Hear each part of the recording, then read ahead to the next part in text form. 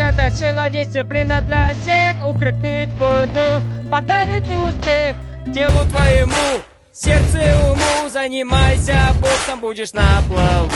Бокс объединяет. Бокс объединяет.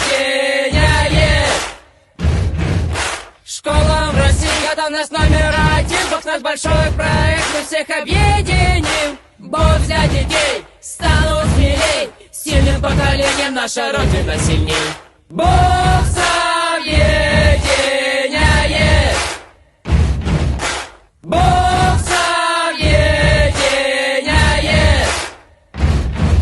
Школам городским, школам областным, школам региона бокс необходим. Здоровые дети всегда в приоритете, поколение достойных воспитает. Бокс